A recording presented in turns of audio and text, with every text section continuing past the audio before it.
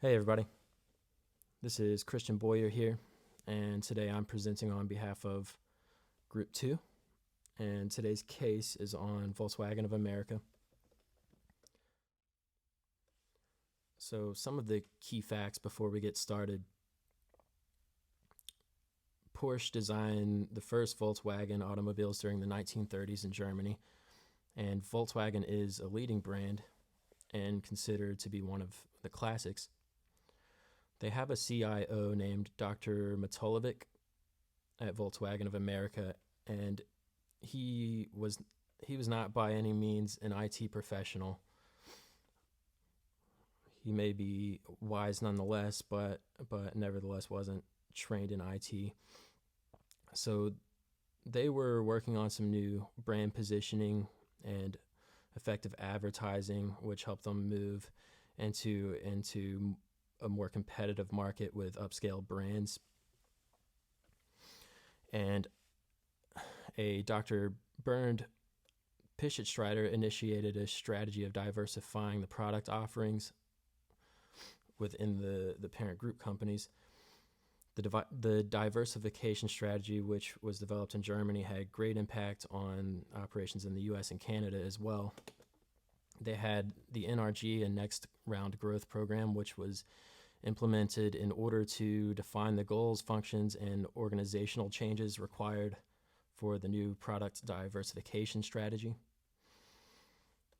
Also, Volkswagen of America organized itself around core processes that enabled sales and marketing, logistics of vehicle distribution, and after-sales service. Okay, some more key facts here. The 10 business units that made up Volkswagen of America had proposed more than 40 projects with funding requirements totaling $210 million US dollars. That's a problem because the IT budget was only $60 million.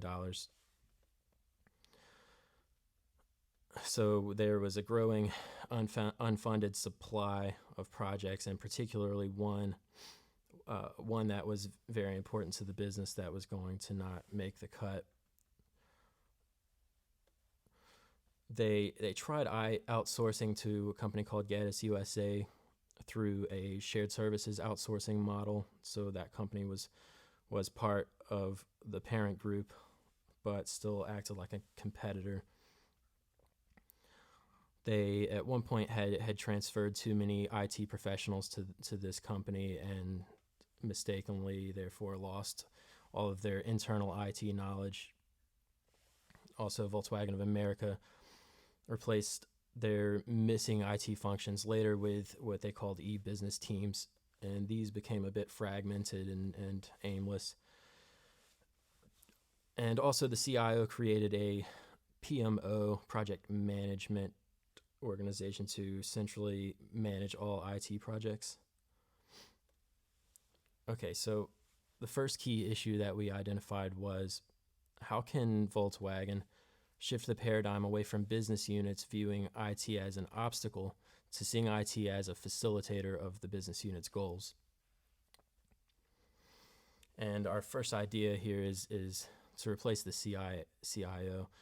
Maybe we can move him up or move him somewhere else. He seems to be effective in the business, but we need a CIO with technical background. So the pros here would be that someone with the right qualifications would have more influence at the executive level, or they would have more buy-in with the business users. Also, they would be better at communicating with other executives and business units, also contributing to buy-in. And also would just have a broader vision in business planning and being able to marry IS with the rest of the company's business model. Some cons to this approach would be that it could be a time-consuming process, while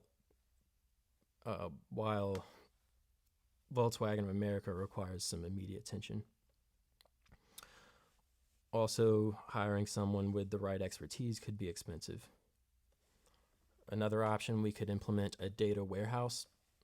So some advantages here is this would help us This would help us to provide the right solutions in the future. This would help us understand our processes and answer some of these important questions and key issues we have here.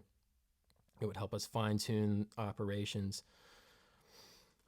and it would also help us to more easily justify payoffs of investments to the organization, further improving buy-in. Some of our cons here is that this would require a lot of funding from top management. It needs a lot of cooperation from the business units for providing data, and there's already an aversion to IT within the company. Our recommended course of action is to go ahead and hire the new CIO. So maybe the other ones could be done down the road, but really the immediate action is get the new CIO in, because we need someone with some strategic planning abilities on the technical side. So the stages of Volkswagen of America's IT development have been disrupted, and before there can be any organizational streamlining of information, e.g. data warehouses, and especially before there can be changes in the technology infrastructure, there has to be change in leadership. Key issue number 2 for us is what types of programs need to be implemented in order to prepare for the growth in product offering and the associated sales and service volume. Our first idea, implementation of the product diversification strategy, and this was one of the programs the CIO had experimented with. Pros here with this approach are that diversification helps to diminish the risk in a group of investments. Also, with product diversification, you can modify your existing products so that new versions can be released to different types of customers. Existing products can be modified to create more profit also, and with product diversification, one can get more strategic options, more control, and better organized capital distribution. Cons with this approach are product diversification can be expensive and time consuming. Also, shareholders don't get any contribution in capital distribution, and this process is more complex and harder to implement. Another approach modeled by the CIO is the NRG, or Next Round of Growth program. So if we go with this program, the pros here are increased transparency, leading to more buy-in, clearly defined goals, functions, and organizational changes required at Volkswagen of America. This also supports enterprise-level goals such as build customer brand loyalty and improve vehicle value, and I think three other enterprise-level goals that were defined.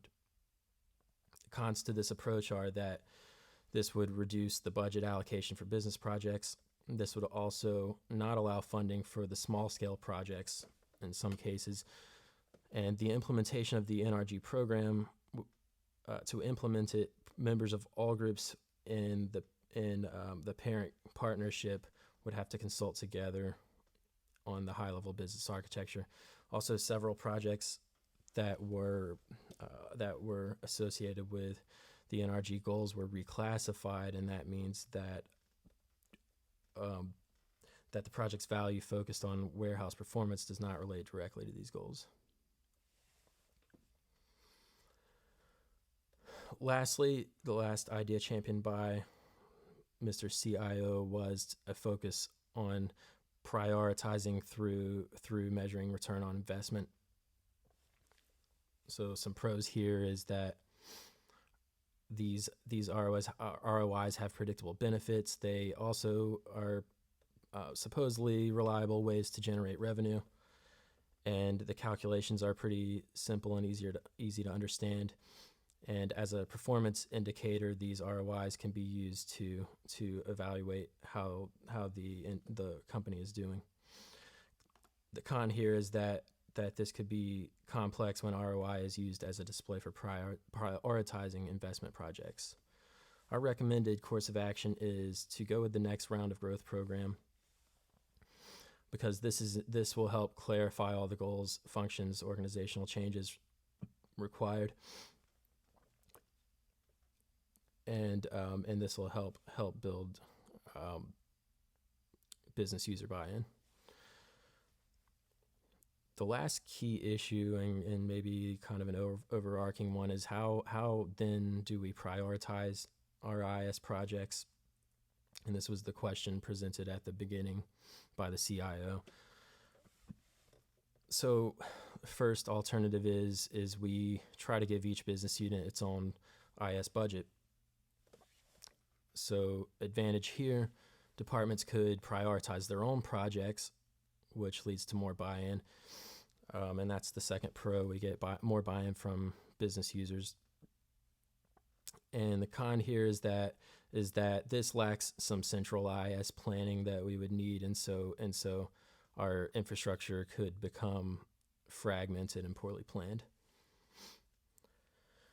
Another alternative is to take some of the frequently needed work that these departments are asking for and bundle them up into web services that could be easily subscribed to by the business units.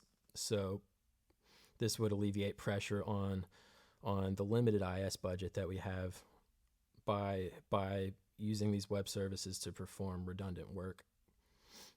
And thus, because of less pressure on the budget, we get more projects are able to be prioritized. The negative here is that it could take a while for this to plan off. This is more of a long-term strategy, since it would still require a lot of development and money up front. And our last alternative here is to use a cheaper offshore model to also take pressure off of the budget and allow more projects to get prioritized. So pros here, it would take pressure off of the budget and allow projects to get prioritized. The cons are cultural differences make efficient work more difficult. Also, offshore developers may have less knowledge of existing legacy systems, and some of the foreign regulations and privacy concerns might make international business difficult here. And our recommended course of action is a combination of our first two alternatives. We're going to work on the central repository of web services and make those available to business units. And like I said, that's a long-term strategy.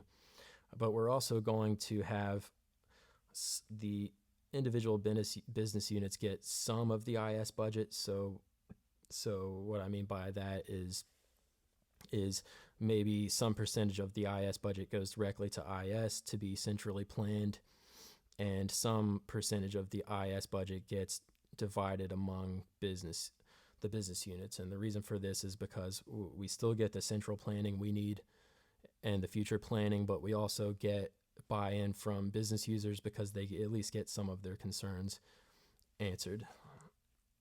And that is the end of our presentation. Thanks for listening.